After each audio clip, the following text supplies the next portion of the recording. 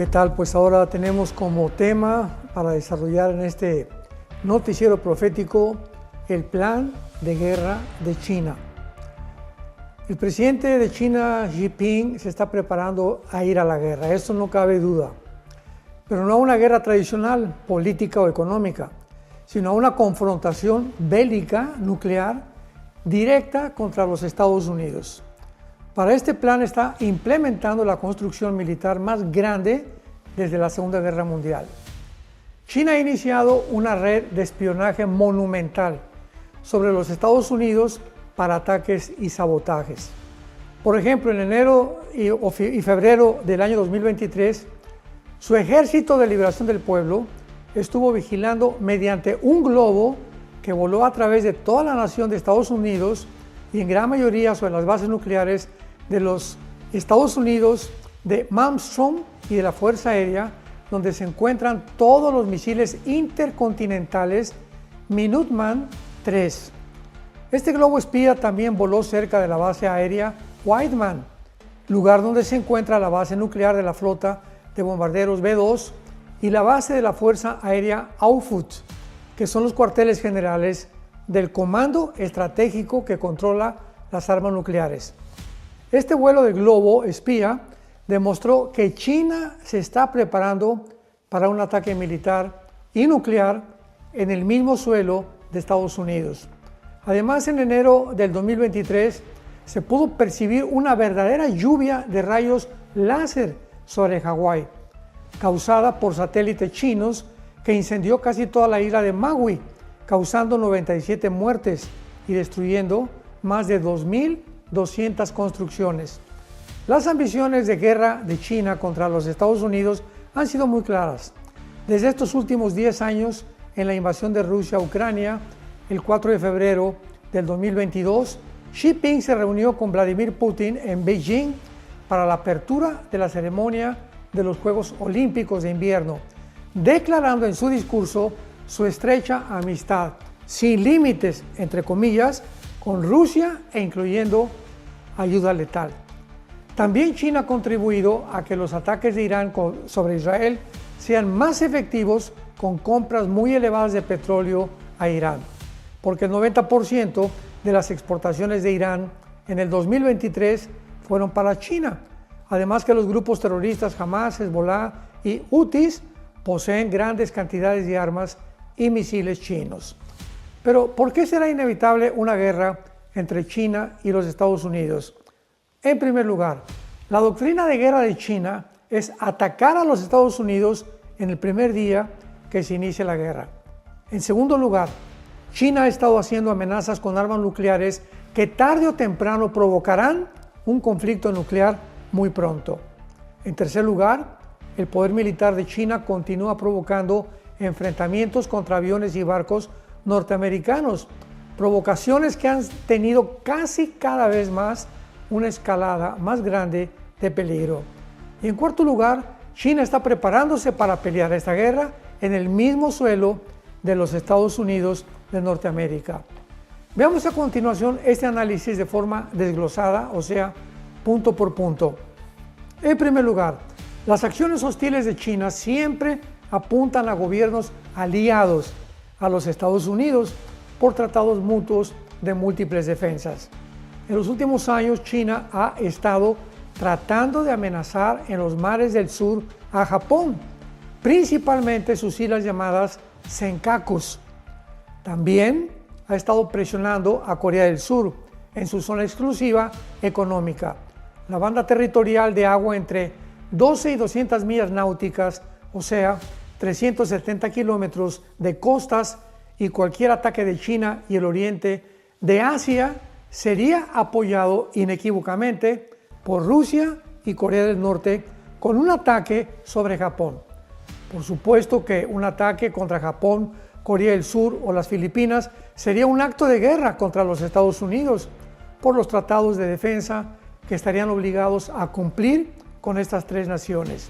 Sin embargo, los Estados Unidos no está obligado a defender un ataque contra Taiwán, pero sí podría intervenir por sus intereses económicos y comerciales con esta isla. Pero para que China invada Taiwán, tendría que establecer una especie de bloqueo que incluiría el territorio de Japón, principalmente las islas habitadas. Japón y Taiwán son parte de esta misma cadena de islas y el flanco sur de Japón sería completamente vulnerable si Taiwán se incorporara a China como su 34ª provincia. En otras palabras, los expertos opinan que Japón jamás permitiría que China tomara Taiwán. Cuando China decida atacar a Taiwán militarmente, también buscará destruir las bases militares norteamericanas y japonesas estacionadas en Japón, en Cadena y en Guami, pues podrían responder al ataque de China. El Pentágono también tendría que calcular y considerar que Hawái podría convertirse en un banco del ataque de China durante la invasión a Taiwán. En segundo lugar, en noviembre del 2022, el Pentágono reportó que China cuadruplicaría de 400 a 1.500 sus bases nucleares en los próximos años. Como parte de este programa militar, China ha estado construyendo en 3 campos diferentes en sus desiertos del norte por lo menos 300 bases de silos nucleares designados para la fabricación del misil OF-41 o DF-41 con un rango de alcance de 15.000 kilómetros, o sea, el alcance de cualquier ciudad norteamericana. Cada uno de estos misiles tiene una carga de 10 cabezas nucleares y en los próximos años podrían fabricar más de 5.000 a 8.000 de estas cabezas nucleares. En tercer lugar, podemos comenzar con lo que parecen ser accidentes. El día 26 de mayo del 2023, un avión chino J-16 interceptó peligrosamente a un avión norteamericano RS-135 de la Fuerza Aérea en un espacio aéreo internacional sobre el sur del Mar de China. Este avión chino se cruzó enfrente del avión norteamericano, forzándolo a volar detrás de la turbulencia de su avión. Se sabe que un acto de guerra en contra de Australia es un acto de guerra contra Estados Unidos, porque las dos naciones tienen tratados de mutua defensa. Estos incidentes de provocación no han sido los únicos, porque podemos recordar la colisión que tuvo lugar el día abril de 2018 cuando un avión de la Fuerza Norteamericana C-130 fue atacado con rayos láser desde una base militar china en Djibouti. Esta acción hirió a 2 pilotos que afortunadamente pudieron aterrizar. Muchos están preocupados que habrá una próxima guerra si todos estos incidentes pueden resultar en lo que la China llama solamente accidentes. En cuarto lugar, los planes de guerra de China ciertamente contemplan tener una confrontación directa con los Estados Unidos muy pronto. Por ejemplo, en marzo de 2023, en la ciudad de Ridley, California, oficiales de inteligencia, escuchemos esto, ingresaron a un laboratorio sin licencia y encontraron evidencia de una campaña clandestina de guerra biológica de China. Este laboratorio estaba dirigido por varios chinos de diferentes partidos políticos de China y posteriormente el FBI se unió a estas investigaciones. Este laboratorio contenía 773 ratones de prueba vivos y 175 ratones muertos, los cuales fueron modificados genéticamente para propagar enfermedades. También se encontraron desperdicios médicos y químicos vitales y agentes biológicos peligrosos. Había por lo menos 20 patógenos potenciales de diversas enfermedades, incluyendo los que causan el SIDA o el HIV, la hepatitis, el herpes y el ébola. Este laboratorio estaba produciendo supuestamente pruebas de COVID-19. Sin embargo, no se encontró ninguna prueba relacionada con el COVID-19 y con esos experimentos. Todos estos experimentos en laboratorios clandestinos sugieren claramente, sin lugar a dudas, que China está preparando propagar enfermedades en Estados Unidos y tal vez antes de la guerra. Podemos preguntarnos ahora, ¿será China la primera en atacar en la próxima guerra desde estos laboratorios? Probablemente, pero ya existe una invasión dirigida por China contra Estados Unidos. El grupo de migrantes provenientes de China ha aumentado en casi un 50% más que el año pasado, 2023, hace 2 años, y aunque muchos vienen con buenas intenciones, se ha descubierto que un gran número viene con planes de sabotaje porque son miembros del Ejército de Liberación del Pueblo Chino. La preocupación principal es que el primer día de una guerra con Asia, estos agentes chinos infiltrados tomarían las líneas de poder de varias ciudades, envenenarían reservas de agua, asesinarían oficiales, comenzarían incendios, propagarían patógenos, crearían terror poniendo bombas en centros comerciales y supermercados y sabotearían bases militares. Ahora, muy bien, bíblicamente, ¿qué podemos decir nosotros de China o si la China se puede encontrar en la Biblia? Bueno, en el libro Apocalipsis capítulo 9, en la 6ª trompeta del ángel, dice la Biblia que fueron desatados los 4 ángeles que están preparados para matar la hora, el día, la mes y el año, a fin de matar a la tercera parte de los hombres. Escuchemos, y el número de los ejércitos de los jinetes era 200 millones.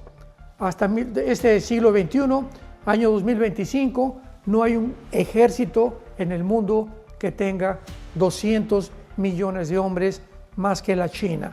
Así que podría ser la China precisamente esta 5ª trompeta o el objeto de este juicio de Dios. Y finalmente, en la famosa guerra del Armagedón, vemos claramente de qué forma la Biblia describe en el 6º ángel de las copas, un gran ángel derrama su copa sobre el gran río Éufrates, y el agua de este se secó para que estuviera preparado el camino a los reyes del oriente, que posiblemente sea China, Taiwán, no sabemos en qué condiciones estará esta isla, Filipinas y todas estas, Japón y todos estos países que se encuentran precisamente al oriente o en el Asia. Así que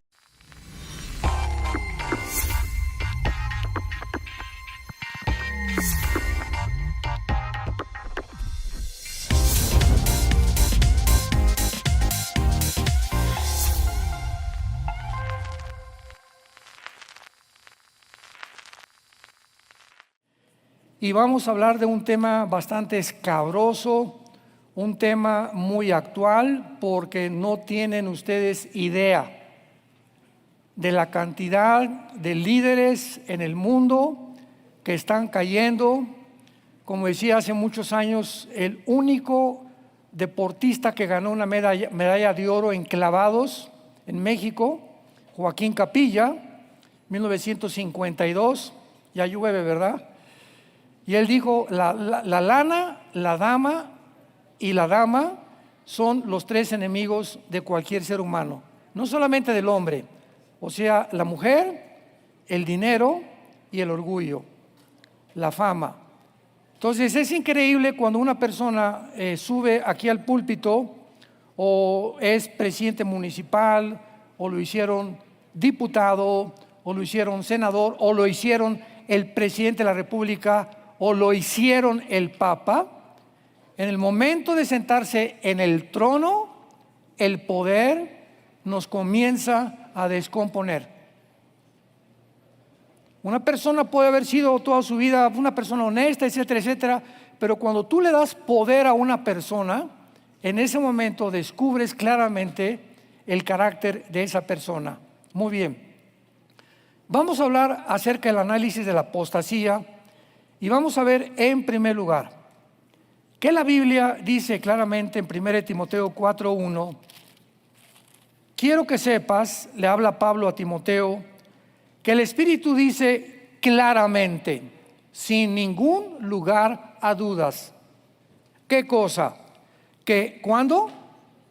que en los postreros tiempos algunos, no todos, gracias a Dios, pero algunos van a apostatar de la fe, escuchando a espíritus engañadores y a doctrinas de demonios, por la hipocresía de mentirosa que, teniendo cauterizar la conciencia, prohibirán casarse y mandarán abstenerse de alimentos que Dios creó, para que con acción de gracias participaran en ello los creyentes y los que han conocido la verdad. Esto pues claramente está dirigido al Vaticano, ¿verdad? Porque la Iglesia Romana fue la primera que rompió completamente con el patrón bíblico, completamente con los decretos y los mandamientos de Dios, y fueron los que dijeron: si quieres servir a Dios, no te puedes casar. Tiene que hacer el orden del celibato sacerdotal.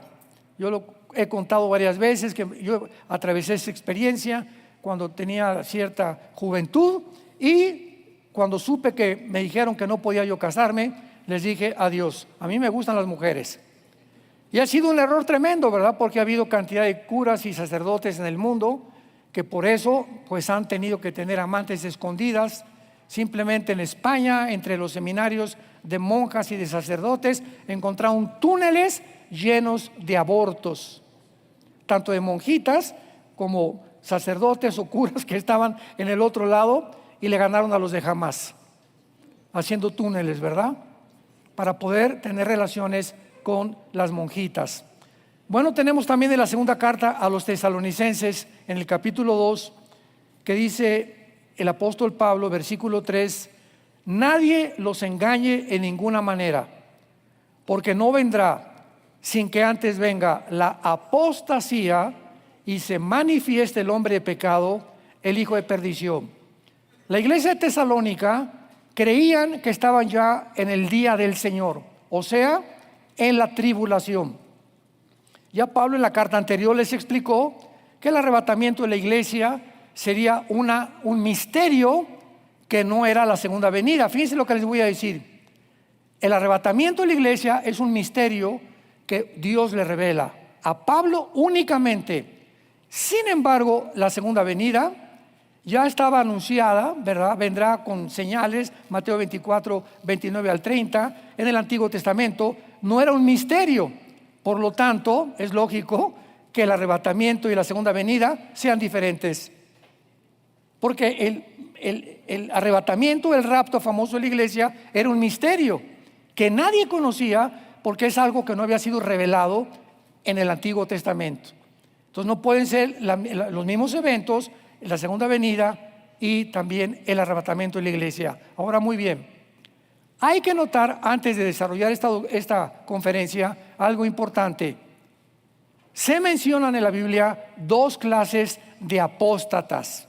Dos clases de apóstatas. Número uno, los que se apartan del camino del cristianismo o de Dios en algún momento en su vida, porque nunca fueron salvos. O sea, personas que estuvieron entre nosotros, vinieron a la iglesia, pero que jamás tuvieron el regeneramiento ni el nuevo nacimiento del Espíritu Santo. Veamos algunos casos en Juan capítulo 17, donde el Señor Jesucristo menciona ni más ni menos a Judas, el que era seguidor también de Jesús. Dice Juan 17, versículo 12: cuando estaba yo con ellos en el mundo, yo los guardaba en tu nombre, a los que me diste, yo los guardé, y ninguno de ellos se perdió, sino el hijo de perdición, para que la escritura se cumpliera. En otras palabras, Judas desayunó, comió, cenó, durmió, viajó con Cristo 3 años y medio, y nunca jamás pudo ser una persona sincera que conociera y creyera que Jesús era el Mesías. Y finalmente sabemos todos que lo acabó traicionando. Entonces Judas nunca fue salvo. Y así va a haber muchísimas personas en la época de la iglesia que van a venir a las iglesias y tienen mucho tiempo en las iglesias y son personas que nunca se han arrepentido y que siguen viviendo como si fueran religiosos nada más, como lo éramos nosotros antes de ser cristianos. Yo me acuerdo cuando iba a la iglesia católica, ¿verdad? Pues íbamos de niños y párense, siéntense, y salíamos de ahí y de lunes a viernes nos portábamos terrible. Pero el domingo era el tiempo de recibir a Cristo y de lunes a viernes se salía de la hostia que el cura nos daba el domingo. Entonces, estas personas, veamos ahora en 2 de Pedro capítulo 2, el segundo caso, donde la Biblia nos muestra claramente que la salvación no se puede perder, porque hay muchas personas que creen que la salvación se pierde, precisamente por esto. No, pero es que yo conocí a don Pancho que iba a la iglesia y fue durante 4 años y ahorita es un borracho, parrandero y jugador. Perdió la salvación, dicen. La salvación no la perdió. El problema fue que don Pancho nunca fue salvado. Fue religioso e iba a la iglesia, pero nunca tuvo la salvación. 2 de Pedro capítulo 2. Dedicado este capítulo a todos los falsos maestros. Dice el versículo 20, 2 de Pedro 2, 20 al 22. Ciertamente, si habiéndose ellos escapado de las contaminaciones del mundo por el conocimiento del Señor y Salvador Jesucristo, enredándose otra vez en ellas, son vencidos, su postrer estado viene a ser peor que el primero. Porque mejor les hubiera sido no haber conocido el camino de la justicia que después de haberlo conocido volverse atrás del santo mandamiento que les fue dado. Pero les ha acontecido lo del verdadero proverbio: el perro vuelve a su vómito y la puerca lavada a revolcarse en el lodo o en su cieno. Pregunta: ¿cómo sabemos que estas personas que Pedro está mencionando nunca fueron salvos? Porque finalmente usa el proverbio de un perro y de un puerco o de un cerdo, como le dicen en otros países. Bueno, pues un perro, ¿verdad?, vomita. ¿Y por qué siempre se come el vómito? Porque es su naturaleza. O sea, un caballo no lo hace o una ardilla no lo hace, pero los perros es su naturaleza. ¿Por qué al puerco? Oink, oink, oink, oink, oink, lo sacas del lodo, le pones Chanel, lo bañas con champú, oink, oink, oink, regrésalo otra vez, porque es su naturaleza, es puerco. ¿Qué nos está diciendo Pedro? Estas personas son semejantes, su naturaleza nunca fue cambiada. Por eso su estado es peor y regresaron al estado peor que cuando comenzaron a tener el conocimiento, supieron que Cristo era el Salvador, que Cristo salva, que Cristo murió, pero nunca se arrepintieron. Y desgraciadamente muchas iglesias son culpables de esto, porque ya no se predica el arrepentimiento. Ya no se predica el arrepentimiento, ahora se trata de entretener. Muy bien, ahora veamos la otra clase de apóstatas, muy importante, o sea, cristianos que se apartan del camino temporalmente. Conozco a cantidad de casos y ejemplos como estos. Pero como son hijos, como realmente tienen al Espíritu Santo en su vida, son disciplinados por Dios y regresan al corral de la oreja. Porque Dios al que ama disciplina, como lo vamos a ver. Veamos un caso en 1 Corintios 5. 1 Corintios capítulo 5, muy importante. 1 Corintios 5, dice el apóstol Pablo, le escribe a estos líderes de la iglesia de Corinto y les dice: de cierto se oye que hay entre ustedes fornicación. O sea, era una iglesia que había un hombre fornicando. La fornicación abarca el homosexualismo, el lesbianismo, el transgénero, el adulterio, la pornografía, todos los ejemplos sexuales que no están permitidos, porque el sexo solamente se puede usar en la dimensión del matrimonio, nada más. Dios diseñó para que el sexo fuera usado única y exclusivamente dentro del matrimonio. Fornicar es, ya casado, irte con otra mujer o con otro hombre, o de joven tener relaciones sexuales con tu novio o con tu novia. Eso se llama fornicar. Entonces, en esta iglesia había fornicación. Supieron y le mandaron a Pablo, ¿verdad? Familias, oye, aquí hay alguien en la iglesia que está viviendo o que tiene relaciones sexuales con su madrastra o con una señora de la iglesia. Y Pablo se enoja y les dice: tal fornicación, cuando ni aún se nombre entre los gentiles, tanto que alguno tiene la mujer de su padre. Con su propia madrastra alguien estaba fornicando. Y ustedes, les escribe Pablo, están envanecidos. ¿No debieran más bien haberse lamentado para que fuese quitado de en medio? Vean la disciplina de Dios. A esta persona la deberían haber sacado de la iglesia. De vosotros el que cometió tal acción. Ciertamente yo, dice Pablo, como ausente en cuerpo, pero presente en espíritu, ya como presente juzgado al que tal cosa ha hecho. En el nombre de nuestro Señor Jesucristo, reúnanse ustedes y mi espíritu con el poder de nuestro Señor Jesucristo, y el tal sea entregado a Satanás para destrucción de la carne, a fin de que el espíritu, ¿qué cosa?, sea salvo en el día del Señor Jesús. La orden que tenían los líderes de esta iglesia es: esa persona, quítenla de en medio, sáquenlo de la iglesia, y el momento en que alguien sale fuera de la iglesia, queda en manos de Satanás.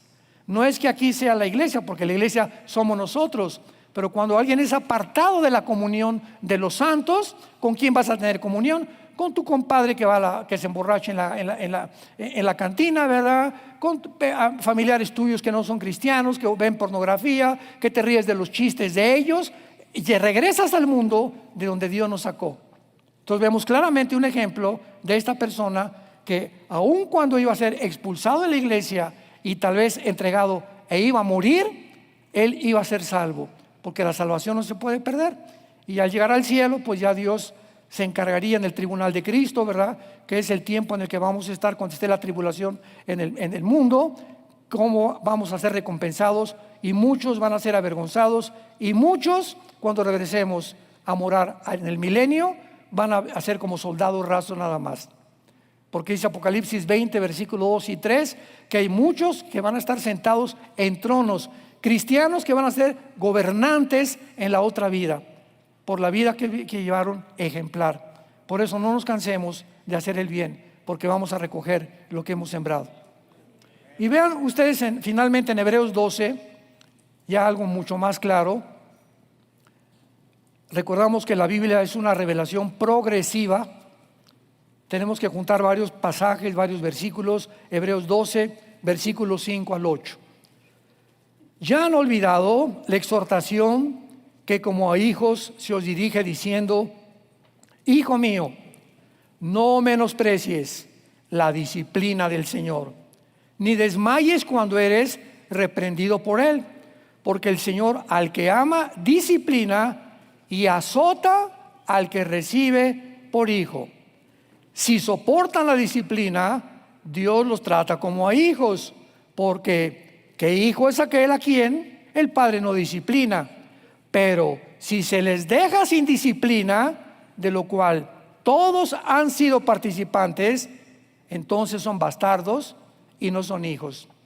En otras palabras, si alguna persona que se dijo cristiano se alejó de Dios por X causa y nunca le pasó nada en la vida y finalmente se muere a los 5 o 6 años, dice la Biblia que porque nunca regresó, porque nunca fue hijo, era bastardo. O sea, nunca tuvo el nuevo nacimiento, nunca se arrepintió. Dios no puede tratar con una persona. Yo no puedo ir a la casa de mi vecino y decirle al niño: oye, ven para acá, y darle nalgadas. Va a salir mi vecino y me va a decir: oye, Armando, ese no es tu hijo, dale nalgadas a tus hijos. Claro, disciplinamos a los nuestros. Lo mismo hace Dios con sus hijos y con sus hijas. Dios no se mete si tú no eres cristiano, te deja que hagas lo que te dé la gana y no te disciplina, pero nosotros estamos al entrar al reino de Dios bajo la disciplina y la mirada continua del Señor Jesucristo. Entonces, esto es muy importante, porque ahora vamos a la segunda carta de Timoteo, donde vamos a desarrollar nuestro estudio Y es importante que esta segunda carta de Pablo a Timoteo fue la última carta que Pablo escribe desde su prisión en Roma. Pero al contrario de la primera carta a Timoteo, en la cual le provee de instrucciones para saber cómo pastorear una congregación local, su enfoque en la segunda carta fue la fidelidad personal que Timoteo debería de mantener como todo ministro de Jesucristo. Pablo urge aquí a Timoteo a no desmayar, a permanecer firme en medio de la persecución en que se encontraba la iglesia en tiempos del emperador Nerón. Pablo le dice, ¿verdad?, y exhorta en el capítulo 1 a guardar lo que él había aprendido. En el capítulo 2 a permanecer como obrero fiel que traza la palabra de verdad. En el capítulo 3 le advierte de los falsos maestros, y en el capítulo 4 a predicar la palabra en todo tiempo, y le urge a que termine su carrera, porque muchos comienzan bien y terminan mal. Entonces no es como comenzamos. Es como cuando una persona, vean este ejemplo, llega con el juez: a ver, tráigame al Pitirijas, Tijas, Cuijas. Pitirijas, tienes 50 años de prisión. ¿Por qué? Porque mataste ayer a una persona o hiciste un crimen espantoso. Y el Pitirijas le contesta al juez: pero hace 5 años hice un asilo para ancianos. Y hace 1 año hice un orfanatorio. Y hace 3 semanas me vestí de Santa Claus, era Navidad, y le regalé dulce a los niños. ¿Qué le contesta el juez? Mira, no importa lo que hayas hecho antes. Lo que hayas hecho antes está borrado. Te condeno por lo que hiciste ayer. Entonces las cosas buenas que hiciste no te las voy a tomar en cuenta. Tú te vas a la cadena perpetua por asesinato. Entonces lo mismo con Dios. Cuando te mueras, pero hice esto, hice aquello y me porté bien, etcétera, y te mueres en fornicación o te mueres en algún otro pecado, ¿verdad? Dios te libre de la condenación eterna. Eso es lo que Pablo está tratando de decirle a Timoteo. Vean en la primera carta a Timoteo capítulo 1, versículo 5, este consejo, donde ya delinea claramente Pablo la situación de la apostasía. 1 Timoteo 1, versículos 5 y 6. Léanlo con muchísimo cuidado. El propósito de este mandamiento, o sea, de todo lo que te voy a decir, Timoteo, por favor, mucha atención. Número 1, es el amor nacido del corazón. 2, una buena conciencia. Y 3, una fe no fingida. Ten cuidado, Timoteo, que tu amor por la obra del Señor no sea por intereses o porque no tengas trabajo, quieras ser pastor y pues vas a ganar un poco más de dinero, o por lo que estás haciendo es realmente porque quieres popularidad, o te metiste ya a YouTube a subir videos y decirles manden la campanita y tengo ya esto, para que tengamos que tu motivación nunca sea más que la gloria de Dios. El amor nacido del corazón. Porque hay personas que aman más el dinero, más la publicidad, más la popularidad. Otros que no les conviene hablar fuerte a la iglesia porque se le van. Oye, espérame, don Pancho me puso el techo. El techo costó 10 millones de pesos y me acaban de decir que don Pancho está en adulterio. ¿Y ahora qué le digo? ¿Cómo le hago con don Pancho? Oye, vieja, fíjate que don Pancho nos puso el techo, y si lo acuso y los echo fuera, como dice la Biblia, ¿nos va a quitar hasta el techo? Pues un pastor que hace eso se ha vendido, se ha prostituido su llamado, porque está poniendo de por medio los intereses a lo que la Biblia dice que tiene que hacer. Yo siempre les he dicho a mis pastores, siempre que tomemos una decisión drástica como las que hemos tomado durante muchos años, nunca tengamos miedo de la respuesta de la gente si la palabra de Dios nos ha guiado. No tengamos miedo de cómo van a reaccionar, qué van a pensar. Nos debe intentar cómo va a reaccionar Dios, como en Corinto, que se vendieron los líderes de la iglesia. Debían haberlo echado fuera y no lo echaron. Pues ahora sáquenlo, porque viene Satanás por él. Entonces, todas estas cosas son importantísimas. La buena conciencia. Tenemos que, la conciencia, la palabra con dentro, ciencia, conocimiento. Tenemos dentro una voz, dentro que es el Espíritu Santo, que yo tengo que acostarme cada noche con mi conciencia tranquila. No le debo nada a nadie. Si a las 5 de la tarde me peleé con mi esposa y me acuesto y no le he pedido perdón, no voy a dormir bien. Porque si tengo mi conciencia limpia, me va a comenzar a decir: levántate y pídele perdón a tu esposa. Pero me acuesto y como si nada, y al otro día tampoco le pido perdón, es porque mi conciencia comienza a cauterizarse por mi orgullo. Y comenzamos a matar la conciencia como cristianos cuando nos acostumbramos al pecado.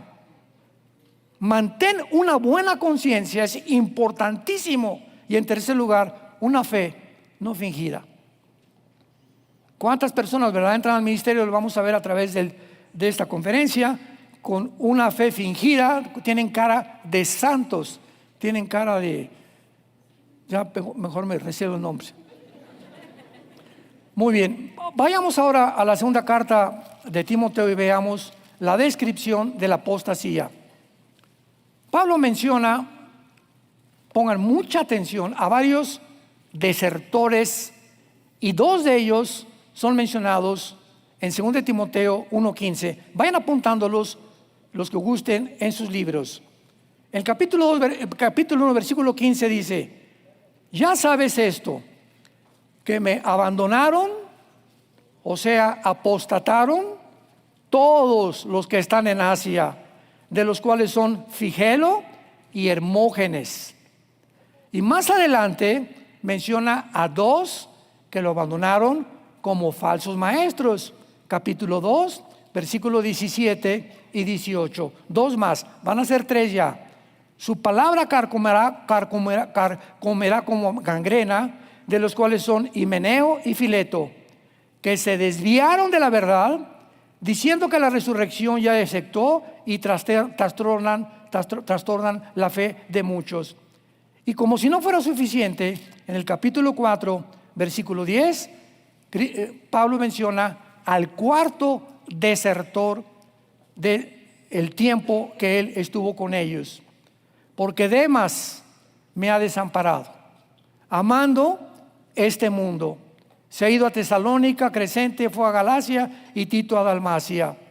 Vemos pues nosotros que Figelo, Hermógenes, Himeneo, Fileto y Demas eran hombres con quien Pablo había invertido tiempo, había sido su maestro y esfuerzo, habían sido compañeros de él, suyos en el Evangelio.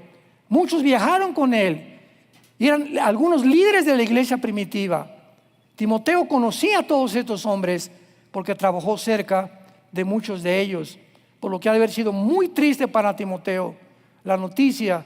Hijo, ¿te acuerdas de esta persona? Y te acuerdas, pero ¿cómo viajé con él y predicó y hizo estudios? Ha abandonado el camino de la salvación, ha abandonado el camino de la verdad. Pablo escribe esta carta a Timoteo para fortalecerlo en su fe y exhortarlo a que no siguiera el peligroso camino de la apostasía como estos hombres lo habían hecho. En pocas palabras, Pablo le decía a Timoteo: no sigas a hombres como Figelo y Hermógenes, que se avergonzaron del Evangelio. ¿Cuántos, verdad, líderes están con políticos o están con personas importantes o con tus suegros, con la familia en Navidad, y se avergüenzan del Evangelio? Ni siquiera dan un mensaje en Navidad, ni testifican a su compadre o a su jefe de trabajo. Se avergüenzan del Evangelio y poco a poquito, sin que te des cuenta, te vas a ir deslizando como un barco cuando está amarrado en un muelle. Sueltas las amarras al bastión donde está amarrado el barco, y el barco, ¿qué va a pasar cuando venga el viento? Se comienza a ir hacia mar adentro. Así a muchos se sueltan las amarras de la palabra de Dios sin que te des cuenta, te comienzas a deslizar, y cuando es demasiado tarde va a ser muy peligroso para tu vida. No sigas el camino de Himeneo y Fileto, que se apartaron de la verdad y tropezaron a muchos. Se apartan de la verdad, comienzan a predicar cosas que no están en la Biblia. O si están en la Biblia, las comienzan a torcer y las comienzan a malinterpretar. Y en último lugar, no imites el compromiso de Demas, que desertó porque amó más el mundo. Unos se avergüenzan por el Evangelio y apostatan, otros se apartan de la verdad y otros aman más el mundo. Un clásico ejemplo, la esposa de Lot. ¿Se acuerdan? En el capítulo 19 del Génesis, cuando los ángeles llegaron a Sodoma, le dijeron a Lot: ve con tu familia, córrale, sálganse, porque Dios va a destruir Sodoma y Gomorra. Y por favor, les hizo una recomendación el ángel: cuando vayamos huyendo y saliendo de Sodoma, no vuelvan la cabeza hacia atrás, no volteen a ver lo que está allá atrás. Pues la mujer de Lot desobedeció al ángel y volteó cuando estaba la destrucción y se convirtió en una estatua de sal. ¿Por qué? Porque la esposa de Lot amaba más el mundo. Le dolía dejar lo que ella tenía en Sodoma y en Gomorra, más que el llamamiento que Dios le estaba haciendo hacia una vida eterna. ¿Y cuántos cristianos de la misma manera creen que el mundo tiene todavía mejores cosas que ofrecernos? No, pues mejor yo no soy cristiano y mis amigos se divierten y van acá y van a Las Vegas y esto y el otro y fornican entre los jóvenes. Es mejor el mundo, me divierto más. Sí, esa es la trampa que Satanás nos pone. Pero si te das cuenta, fíjate nada más en qué terminan todos tus amigos tarde o temprano. Ahora bien, esta carta describe el asunto de la apostasía de manera muy práctica y personal. Porque era la tentación y el peligro al que Timoteo estaba expuesto. En los capítulos 3 y 4 de 2 de Timoteo encontramos una descripción detallada en la que nos vamos a detener, una descripción detallada de la apostasía que nos va a ayudar a edificar y advertirnos de los peligros de nuestra vida espiritual. Vayamos a 2 de Timoteo capítulo 3. También debes saber esto. Vean todas las recomendaciones de Pablo antes de morir. Consideremos que estaba a punto Pablo de morir y es su última carta a su querido discípulo Timoteo.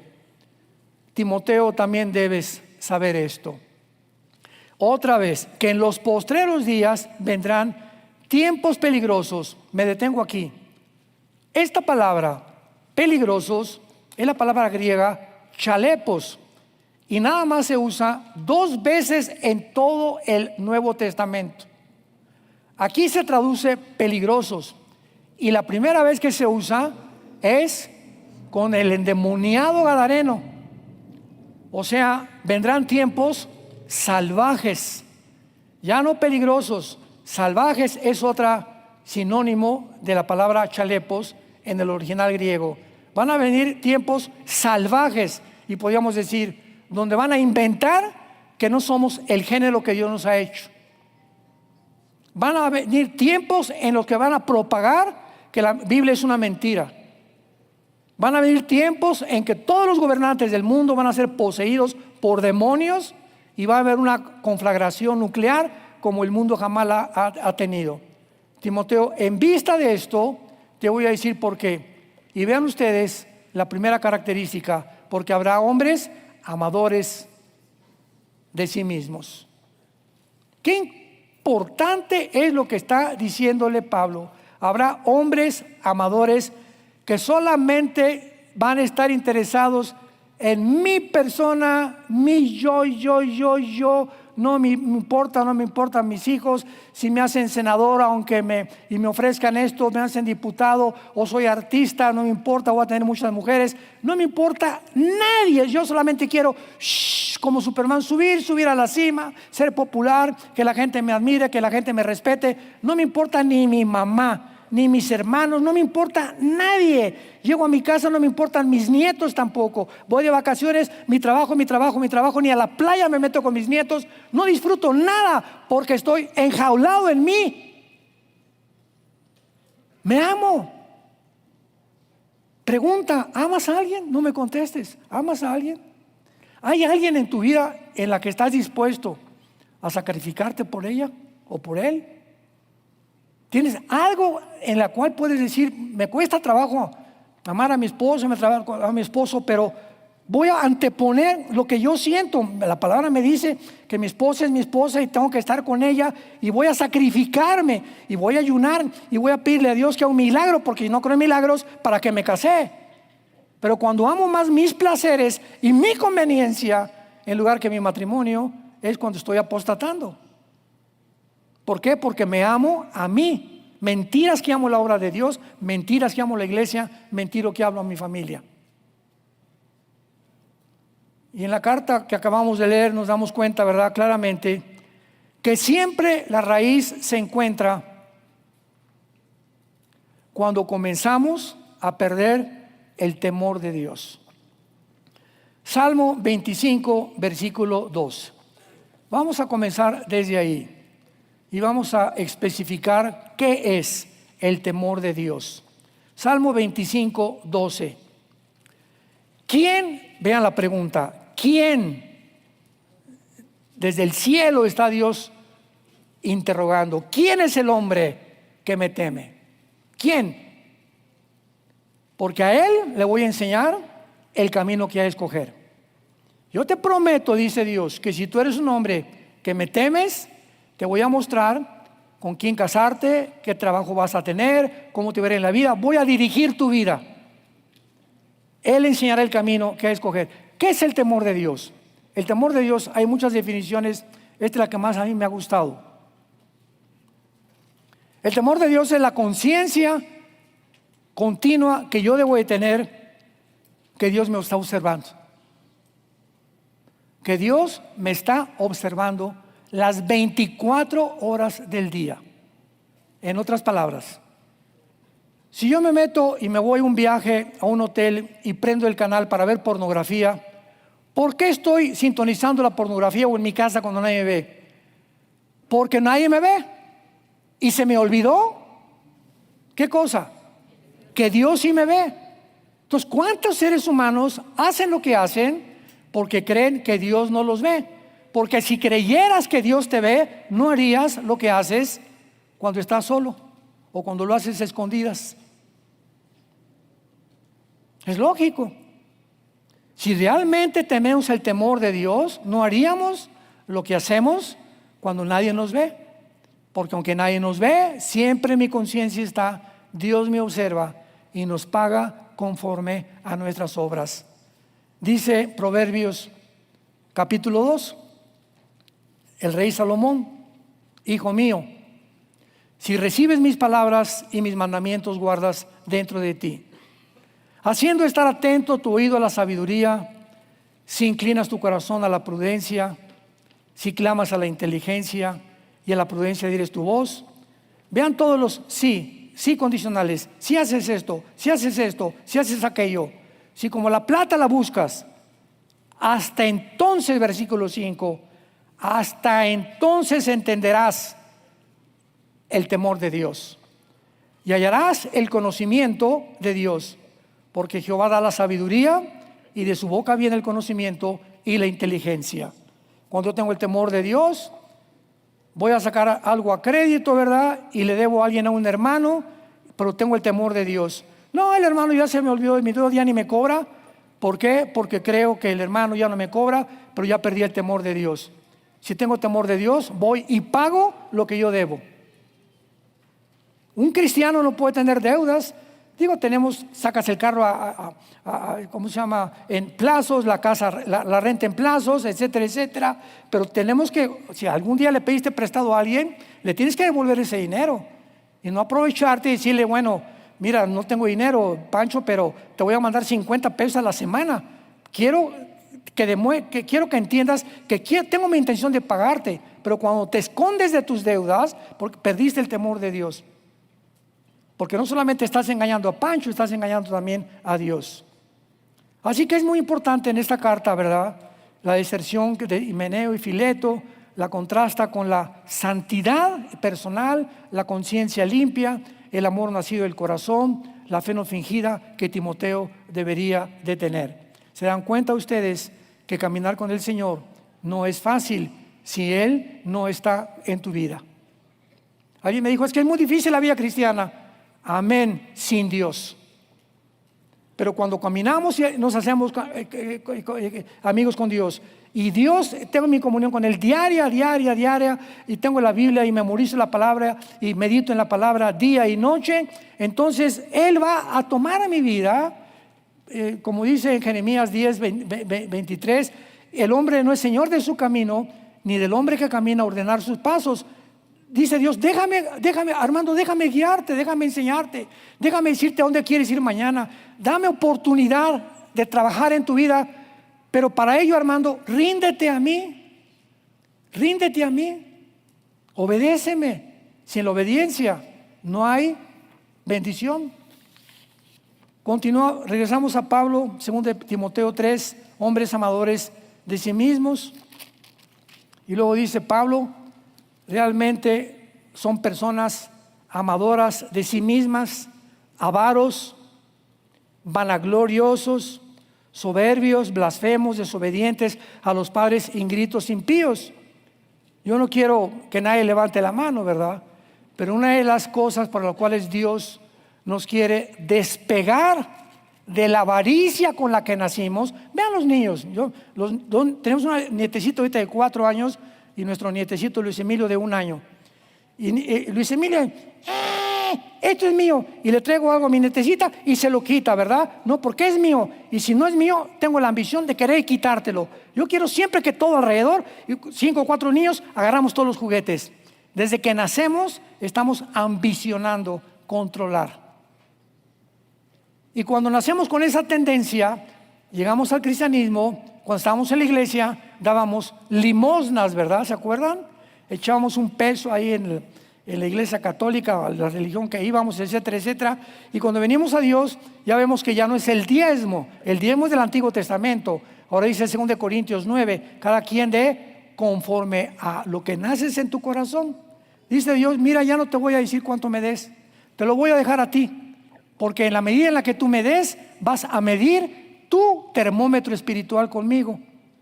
Y una de las cosas más horribles que hay en Latinoamérica, lo tengo que decir, es la avaricia. ¿Por qué prosperó Dios Estados Unidos? ¿Por qué, Gerardo? Mandaron misioneros desde hace 2 o 3 siglos. Las iglesias en Latinoamérica, nada más en Costa Rica, casi todas las iglesias las han pagado los misioneros norteamericanos. A mí me guiaron a Cristo, poblaron con el evangelio el mundo entero. Dios los tuvo que bendecir. Pero en México somos avaros, ¿verdad? Regiomontanos, como dicen, codos, con trabajo el 10%, con trabajo el 15%. Y hay otro grupo de cristianos que se aprovechan e inflaron una herejía que se llama la doctrina de la prosperidad. No, y le dicen a la gente, ahorita pónganse aquí los de $1,000, los de $5,000, y todos ustedes van a ser sanados, o hacen campañas de sanidad ofreciéndoles sanidad por la forma en la que están dando, y comenzamos a vender el evangelio. Se fueron al extremo y abusaron de algo que es santo delante de Dios. Dice, hay hombres avaros, vanagloriosos, etcétera, etcétera. Vemos pues que en estos afectos, estas personas amadoras de sí mismas aman el dinero y los placeres más que a Dios.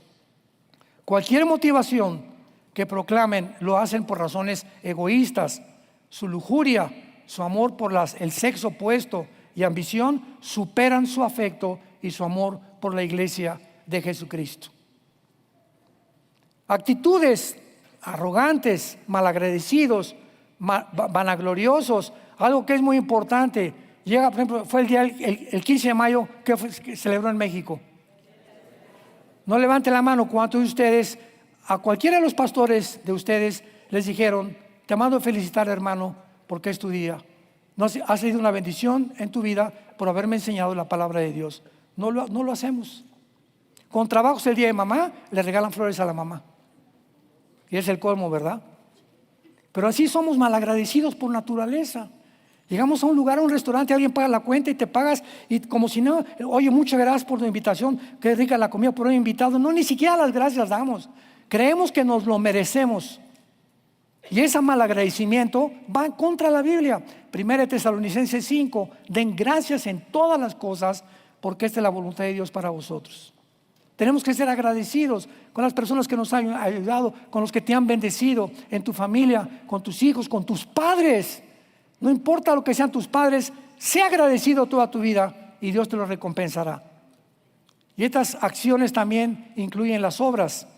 Dice aquí en el versículo del 6 al 9, porque de estos, o sea, de toda esta línea de calificativos que se les dan, son los que se meten en las casas y llevan cautivas a las mujercillas cargadas de pecados, arrastradas por diversas concupiscencias. Vemos aquí, ¿verdad?, que tienen como blanco estos falsos maestros, falsos líderes, hombres